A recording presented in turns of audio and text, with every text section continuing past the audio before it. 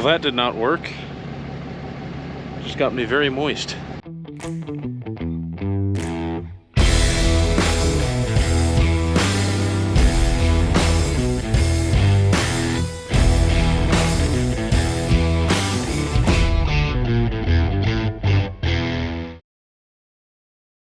Good morning.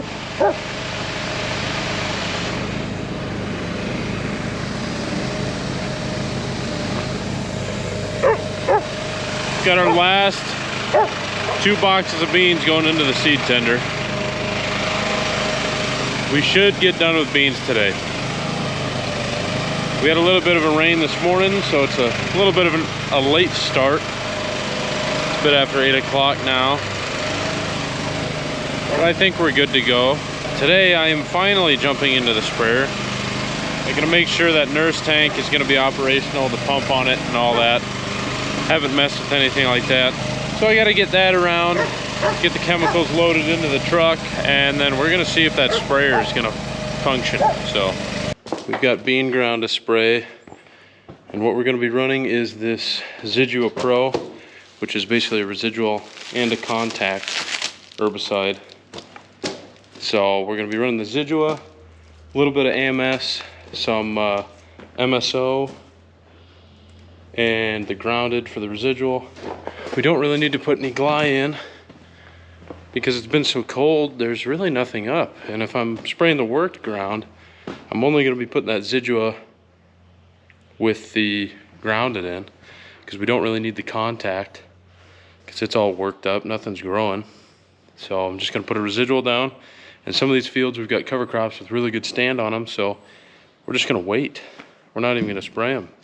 Just maybe do a post pass and see if we can't get away with just that. So I'm gonna go get a truck, get these loaded up.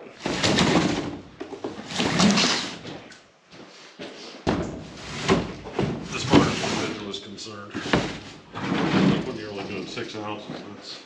Yeah. Well, what I'm guessing is that I'm probably only gonna get this 120 done. Messing around with that thing. Good day to spray if it was 20 degrees warmer. Yes. So all of these hoses, including the pump, are completely bone dry. I made sure there was no water in them. That way it didn't freeze over the winter. So I have to re-prime this pump before it will even suck water up with this into the tank. Typically, I would just run over and pay a couple quarters at the police station and get, 200 gallon of water, and I can get it primed that way by throwing it in the creek, opening all the valves, this one about halfway, and then it would just get stuff circulating, prime the pump, good to go, suck water. Can't do that because the bridge is closed, so I'd have to drive all the way around. It'd be like an hour just to get over there and back, and I just don't want to do that. So what I'm going to try to do is I'm going to take this hose, push this plunger down, stick the hose in there, fill the hose with water, turn the pump on and see if I can't get it to push water back into the tank, and then I know it's primed. So here goes nothing.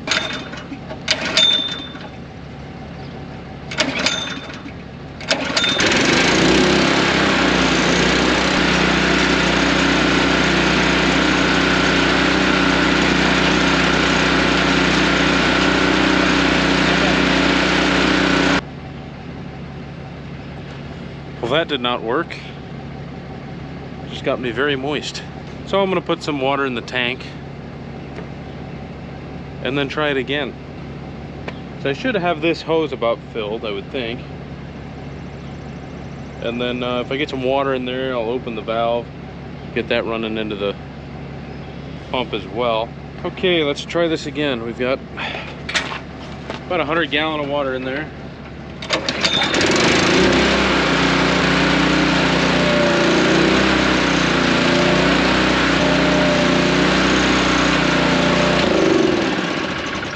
I think we've won. We can go try and fill her up to the creek.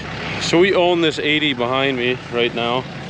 Unfortunately, we have a little creek here. So we just pull water out of it.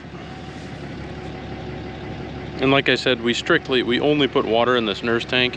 We do not mix chemicals. I know there is an induction tank on it, but it was just there when we bought the nurse tank. If we had a stainless steel tank, we could mix chemicals in with it. We would just have to separate the pumps, so we'd only have one pump pulling the water out of the creek, and then have another pump to induct the chemicals into, so that they were never mixing with each other. But for now, this is what we have.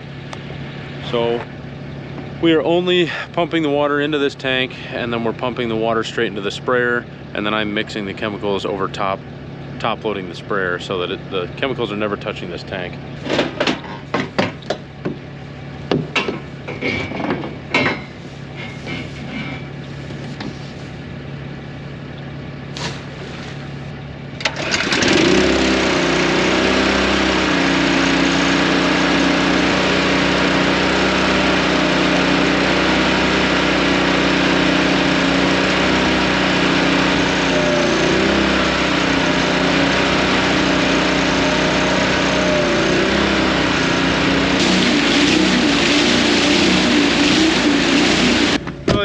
That I had the valve open for the induction tank, so it was just sucking air. So as soon as I got that closed, it started working. Anyway, the pump is primed.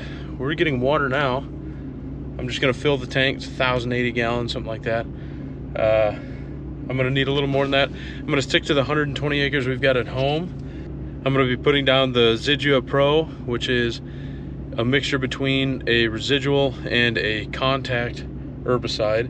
I'm going to be putting the MSO, which is I can't even remember the name of it. It's a seed oil, and then some AMS as well with the grounded. As far as the MSO and the AMS, it basically just activates that chemical a little more to help kill on contact. Any of the stripped ground, I'm going to go ahead and put the MSO and AMS in. I'll decide whether or not I want glyphosate. That Zidua is supposed to kill like chickweed and stuff like that, and that's really all I see out here is a bunch of chickweed. I don't see any mare's tail or anything like that. Giant rags maybe, but they're tiny, and that Zidua takes care of those as well. If I take off in the field and I see that there is grass, a lot of grass, then I'll just run back into the farm and mix in some glyphosate. But other than that, it's been so cold, like I said, during the spring. The weeds really aren't even that bad. The weed pressure is not there, so we're going to put a residual down. That Zidua is somewhat of a contact, so that's all we're kind of leaning on right now. We're changing up our course of action here, or our modes of action here with the sprayer, because we just don't see anything out here. The stuff we've worked, it's been so cold, nothing's growing there. The cover crop ground that we have, it's so thick that I highly doubt any weeds are growing in that. They're getting suppressed by that rye, and so we're just gonna kind of kill the rye, and that's about it. And if we see weeds pop up, we'll run back through there and hit it with maybe some Liberty 2,4-D, because we are running enlist beans this year. As for the corn, we're just running Acuron, Atrazine, Mestrione, products like that. That's great. Our cornfields are always clean. The beans are the ones that are an issue with water hemp around here now, giant rags. We've done an okay job cleaning them up, but man, water hemp is so hard to get rid of. I have some that are this tall and some that are as tall as your head, so you never can hit them at the right time. We try and hit them when they're at like 4 inches tall, and it seems like the next week they'll be dead and new sprouts will be growing. So that is a very tough weed to get rid of, and that's what we've been trying to control. And hopefully this Zidua and the Liberty will really take care of this stuff, and we can clean up this water hemp. So for our chemical, got the Zidua Pro, which is 6 ounces per acre. I'm going to be mixing an 80 and shooting it off at 10 gallon per acre. So that makes for easy figuring. 6 times 80 is 480.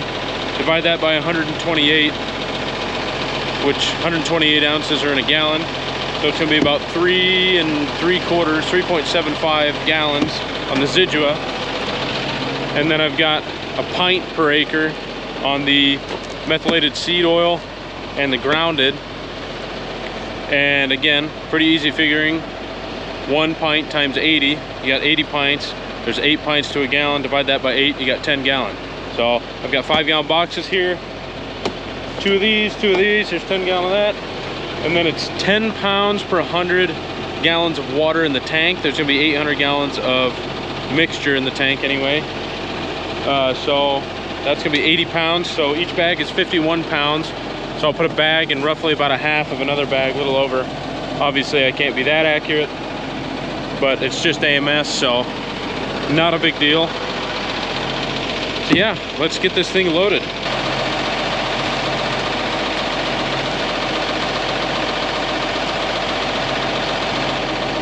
I've already got about close to 300 gallon of water in the tank from when we were testing out the nozzles and all that. So I really only need about 400 and some odd gallons of water. What I'll do is I've got 20 gallon of grounded going in and 3 gallon, almost 4 gallon of the Decidua going in. So 24 gallon, call it 25 gallon. I'm only gonna put in 475 gallons of water, and the chemicals will bring me up to that 800 gallon mix.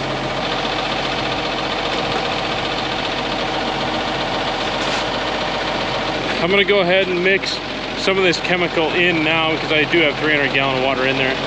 Just gonna put some of it in and then we'll start the water and get the rest of it kicked in. I'm gonna come over here, swap this to fill. I'm gonna go ahead and turn the pump on.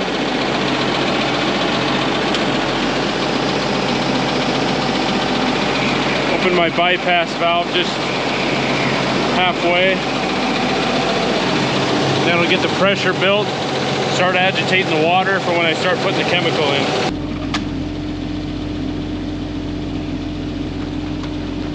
Basically, I'm just gonna put all these chemicals in. I'll keep the empty jugs up here with me. And then I've got a little hose connected to the nurse tank that I'll spray these bottles out to get them totally rinsed out, and then we'll keep them in the shed until we can dispose of them.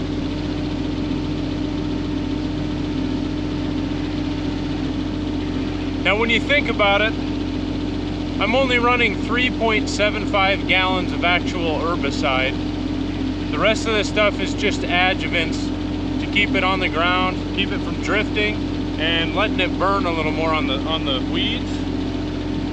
So I've got 3.75 gallons of chemical herbicide and like 775 gallons of water. So I'm not using very much product at all, especially when you spread it over 80 acres in this case. 3.75 gallons of chemical over 80 acres. That was pretty convenient, already having 300 gallon in the sprayer. So then I could just put all those chemicals in and worry about pumping the water now. The batteries are dead on our little control unit here that tells us how many gallons of water we put in, so I'm just going to use the handy dandy sight glass on the side of the sprayer instead.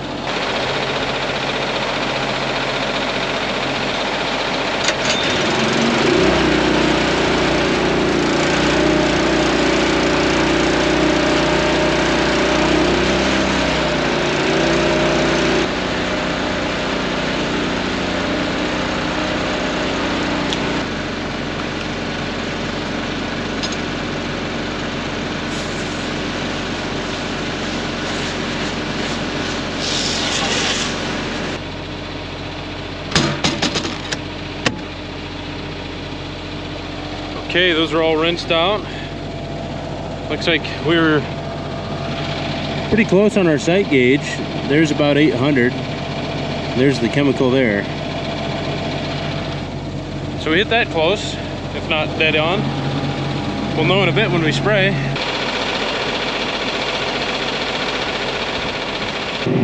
Our boom's folded out here.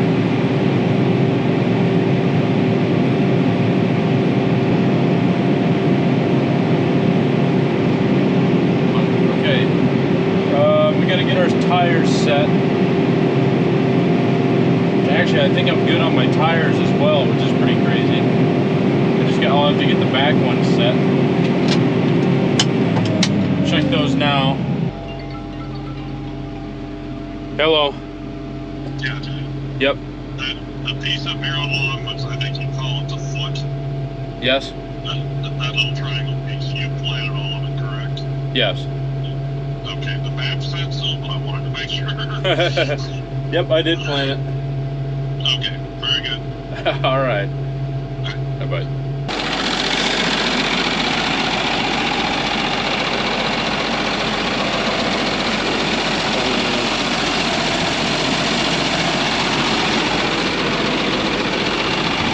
I'm happy with the fronts. They might be able to come out just a touch, but they're pretty close. We're just gonna match the back to them. And how we do that is we just pull these little knobs up and push in or out while you're driving about 3 miles an hour. And it'll slide those tires out. I'm just getting them to where they're off of the planter row. All right, we got our tires set. Now I just gotta remember what I'm doing on these monitors. 2023 crop growing season.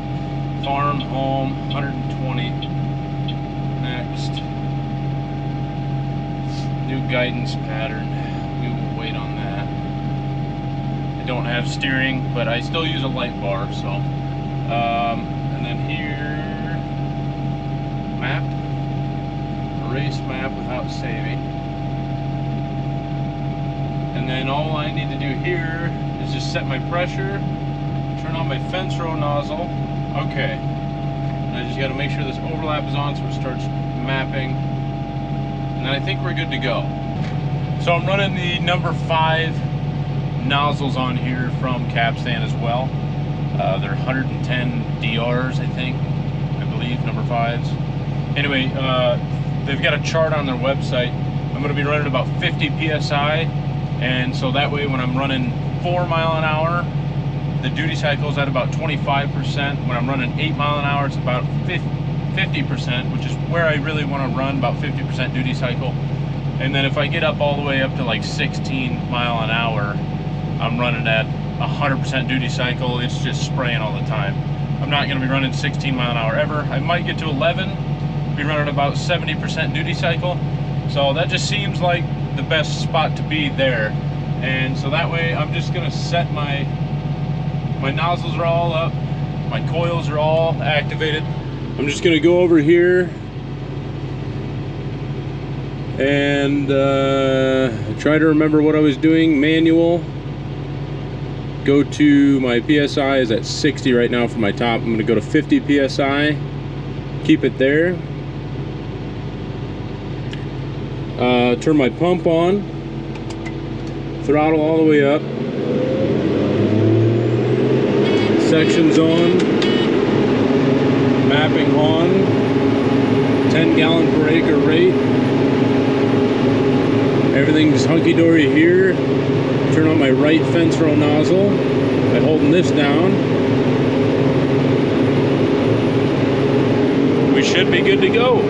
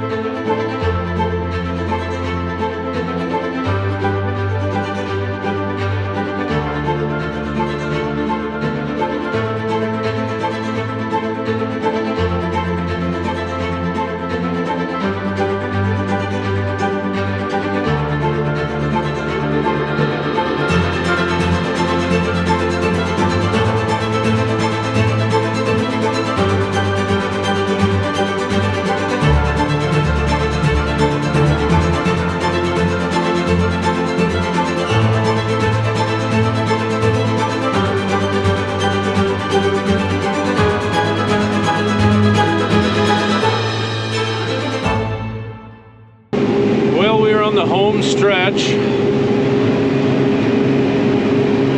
Only got a little sliver left, but my capstan system is making sure I'm not overlapping. That's just showing what nozzles are active. And before, I would have been overlapping this whole section, or half this section anyway. I figured out the turn compensation and all that. It's working beautifully. I really like this system. I should be able to see how many actual acres that I sprayed with that capstan system, as well as how many gallons I used. I've got my full 120 acre field done here, as you can see. So that's nice. I can still see my map with this ag leader. I cannot see my map with this, and this is mapping separately. But it was way off down here. I'm not sure what was going on when I first started. But once I got doing my straights, it was pretty much dead on. I should be able to see, this is the actual acre counter, 122.5. I don't think that's correct. Because my gallon counter is way the heck off. I think I had like 400 or 300 gallon sprayed off here when we were testing, and I forgot to reset it. So this number is actually probably more like 112 acres, maybe 110, because this actual gallon counter should only be about 1,200 gallon. Either way, everything is working perfectly. Like I said, I've got my map on my ag leader. I'm gonna have to go into this capstan system and just delete the map that I just made here. Since the field is finished, I don't need it. When we come back for our post pass, I'm gonna use a new event, whole new map anyway. Because if I use the same map, it just wouldn't spray because it would be on the same coverage map. But I think I can save them and then just export them to a USB file, to where if I did want to end up looking at them, I think I can do it that way. But quite frankly, I'm never going to do that. So it's working without spending more money on a new monitor. Like I said, if we got the 1200 monitor, these nozzles on this monitor would actually show over here instead of just the 5 sections. But there is no need to buy a 1200 monitor when this does just fine. I can at least set an AB track, and realistically I don't even need it. Once I set my AB and drive, as soon as I turn and figure out where I need to be, I can usually see a spot in the field like, okay, every time I turn I'm gonna have a row of standing stalks that aren't pushed down or something, and I'm just driving alongside that row that's still standing.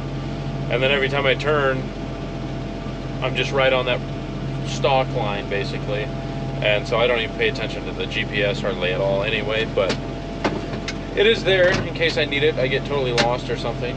But yeah, that's 120 acres done. Well, it is past 6 o'clock now, and I still need to go get water with the nurse tank, which is a little ways away. So I'm not gonna get anywhere else today. But we at least did make sure that all that was running. It took a while. We got the nurse tank running. We put the Rogator back in the shed, because it is supposed to freeze tonight again. This is like the 6th night in a row that it's froze. So I am back filling the nurse tank at the creek. I'm just gonna load it for tonight, put it away in the shed, because like I said, it's supposed to freeze tonight. Dad is over at our last field of beans. He is planting those now. He had 120 acres to do, and he got over there pretty late today. So I don't know where he's at on that. I doubt he'll get done today, but tomorrow he'll finish up those beans. And then the forecast, I mean, the 10-day is still cold, so I don't know what we're gonna do. I don't think we were gonna switch to corn and just go. It's the 25th of April. It's usually like the perfect time to plant corn right now, but it's just so cold. So we are going to probably just spray tomorrow. Once he finishes those beans, he'll probably just tender water and chemical to me all day. That way it speeds up my process. And we'll just get the sprayer caught up, just spray all the beans and get ready for corn, get it all rinsed out. Hopefully in a couple of days it'll be a little warmer. Right now, like I said, they're talking to freeze tonight, and then Friday a high of 66, but then I mean the 10-day forecast from now, that's the highest temps. The rest of the days are high of 55 and low of 35. So I don't know what we're gonna do, but I'm gonna load this, head it home, and probably go home.